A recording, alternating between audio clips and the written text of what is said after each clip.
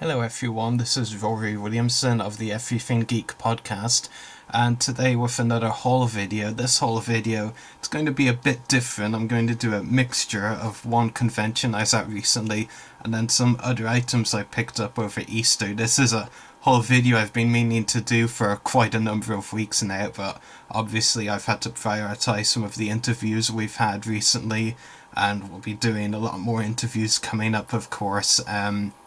But yeah, I apologize that it's taken a bit of time to do this whole video, but it is going to be a mixture, as I said. I'm going to show you a couple of the items I got at Film and Comic Con Belfast back in March. And I will be finishing off the content we're posting from that event very soon. I'll be writing my report on it for the website soon.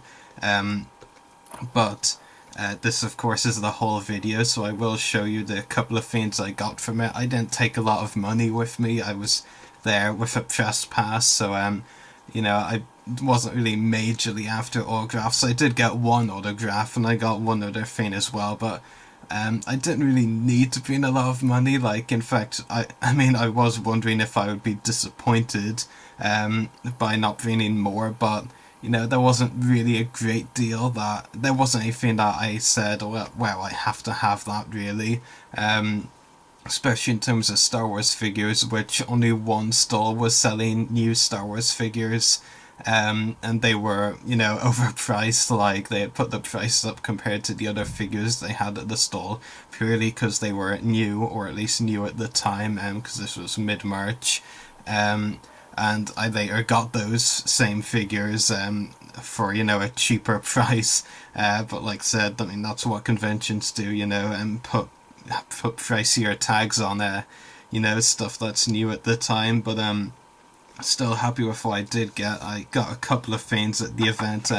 I did say I got one autograph, and that was from Scott Richardson, who played Qui-Gon in Star Wars The Force Awakens. I hope I'm pronouncing that right. I've tried a few different variations of the character's name in my head, and that's the one that I think sounds best. But yeah, it was pretty cool. It was nice to talk to him and hear some of his stories, because we'd communicated by email a bit before, so it's nice to meet him in person. And I didn't think The Force Awakens, or at least compared to Star Wars films or Rogue One, I didn't necessarily think the alien designs were that unique or interesting for the most part, but there were some exceptions, and I would say this guy was one of them. I'd say he was one of the better alien designs in The Force Awakens. So it was nice to meet Scott and get his autograph as well. One of the interesting things that you may notice on the autograph right down here, if you can see it, is he actually put the number of the film on it, 7, or obviously the Roman numerals version, which is pretty cool. I don't think I've met anyone who's done that before, so that's pretty interesting. A little nice touch. And they use the Force on it as well. That's nice too. But yeah, like I said, I think Qui-Gon, that's like a different variation. I think he was one of the more interesting looking aliens in The Force Awakens. So it was really nice to meet the man who played him and get his autographs. That was cool.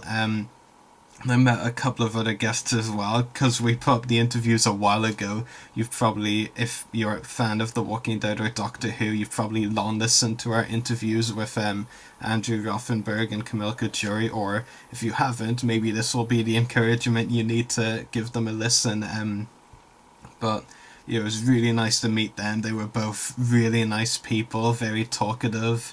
It was really great to interview them, and if you haven't listened to those interviews yet, well, shameless plug, you should probably go listen to them, if you're a fan of those shows, of course. The only other thing I bought at Film and Comic Con Belfast, something a bit different to my normal purchases, actually, because, like I said, nothing really wowed me, especially in terms of the Star Wars stock. There was only like one or two stalls selling Star Wars merchandise, which is different to the previous Film and Comic Con Belfast I've been to, where there'd been at least like 3 or 4 stalls, but I hadn't been for a couple of years, so like clearly there were different stalls there. Yeah, so what I did get pick up is one of the shows I watched towards the end of last year was the current Yu-Gi-Oh show, Yu-Gi-Oh! Arc 5, which got me back into the franchise. So I was tempted to pick up the character deck, the main character, Yuya Sakaki. Pretty tempting to pick up his deck, so I caved in because I've really been enjoying that show. It's got me back into being a fan of that franchise, and we've had a few of the Arc 5 cast members on the podcast, of course. So, I was just too tempted not to pick this up. So yeah, pretty cool. First Yu-Gi-Oh deck I've got in way too long, like such a long time. The store that was selling this deck was also selling a deck based on the new movie, The Dark Side of Dimensions, and also a few small packs, not decks. So I was tempted by them, but considering I didn't go in with much money and wasn't really sure what to buy, I just bought the deck. So yeah, pretty cool. Very happy with both of those purchases. But in terms of the other things I mentioned, outside of the event and more recently, I did pick up some other items as well, some of which I'm really excited and looking forward to reviewing.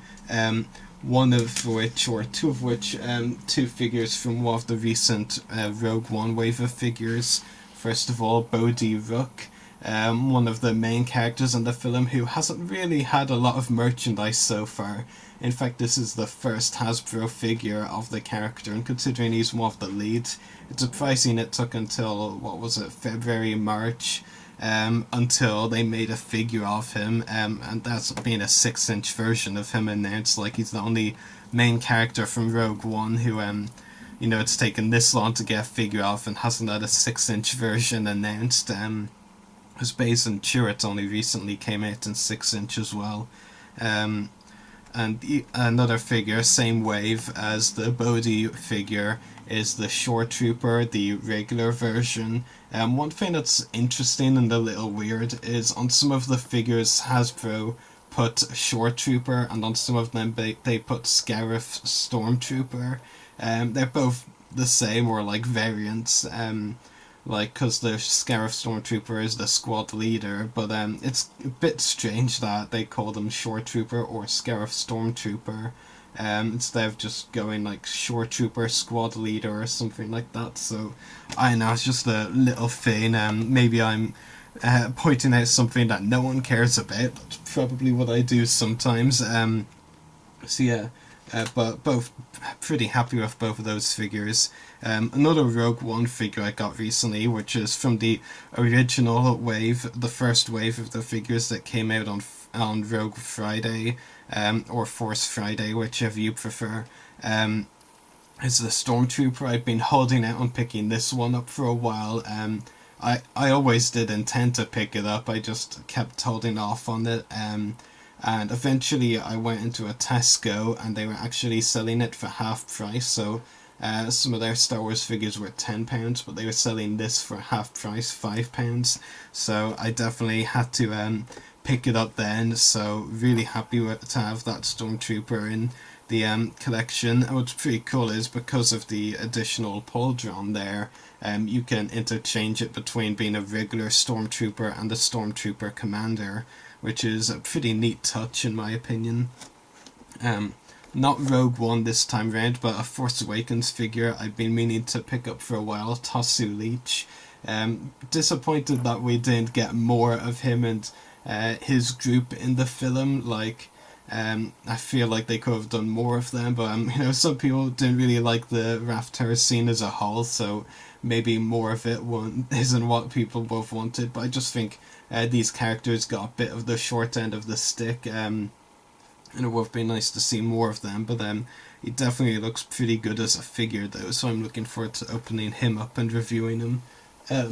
Got a couple of 6-inch figures as well recently, again for a reduced price, which is pretty cool. I've been holding off on these two as well, one of which is the 6-inch General Hux figure, one of my favourite characters in the film actually, and of course played by Irish actor Donald Gleeson, so it was really cool to finally get this figure. And the other 6-inch figure I got recently for a reduced price, LOSD. Um, another of my favorite alien designs in the film, actually. So it was really great to get this figure finally. The two 6-inch figures and the next couple of figures I'm going to show you, the two packs are, I actually got them at Home Bargains at really good reduced price for like £25 for the 4 of them, which is pretty good considering like the average price of those 6-inch figures, and the two packs will have been like £15 each or so at least. So considering I got all 4 for £25, it's pretty impressive. So the first of which is the Stormtrooper Squad Leader with Maroth. Really excited to open this 2-pack. I mean, I'm kind of disappointed Maroth wasn't in the film much. I mean, he was part of Saw's group, and we did see him in some of the fight scenes, but like we didn't really get a huge close-up look of him in the film. But still a pretty cool 2-pack. And definitely looking forward to opening that up. And like when I talk about, you know, different, you know, kind of alien character designs like Maroth and the next pack I'm going to show you, it just shows how really cool different aliens can be. Like Rogue One had a lot of them, I feel, so really excited to open up that 2-pack. And the other one, you can probably guess it already, is the Rebel Commando POW and Imperial Death Trooper. I'm really excited to open up this 2-pack as well, because POW, you know, another great alien character design, and the Death Trooper was my favourite new type of trooper in the film, so really looking forward to opening up this 2-pack. It's my first Death Trooper figure actually as well. I know they've released a single carded one recently, but I'm looking forward to opening that one up. You can tell I kind of hold off on buying things and get bargains, but if you think those were crazy bargains, this one, you know, I have to admit I would have paid a lot more for this because I really did like it, but you know, when it came to, you know, finding out about a really good bargain Argus were doing on it, like I just knew I had to buy it then, which is the Rebel U-Wing fighter with Captain Cassian Andor. I believe when this was originally released, and don't quote me on this because I can't remember prices off the top of my head, I believe this was originally £60 or £70 when it was released, and to be honest I would have probably paid 40 or 50 for it because it is a big vehicle, of course, and is really cool. And the Cassian figure already doesn't look that great. Maybe it'll be better when I open it, but the U-Wing looks fantastic. But Argus, you know, I think Argus were desperate to get rid of these, to be honest, because I found out that they were doing it for just £20 at Argus, like just £20 for this, and I was like, yeah, I have to get that. I mean, I know some people might not like the whole bargains thing and actually like to support Hasbro by buying stuff at full price, which I can completely respect and understand. And like I said, I would have happily paid 40 or 50 pounds for it, but you know, Argus were doing it for 20, so you know, really happy to have this in my collection anyway. I'm looking forward to opening up all of these and reviewing them, of course. Like, it's going to be definitely interesting to review some of these items. I'll probably start off with the Bodhi and the single carded Shore Trooper because they're more recent, but I will eventually get around to all of these and definitely looking forward to reviewing them. So I hope you've enjoyed watching this video and be sure to continue to tune into our interviews. Thank you.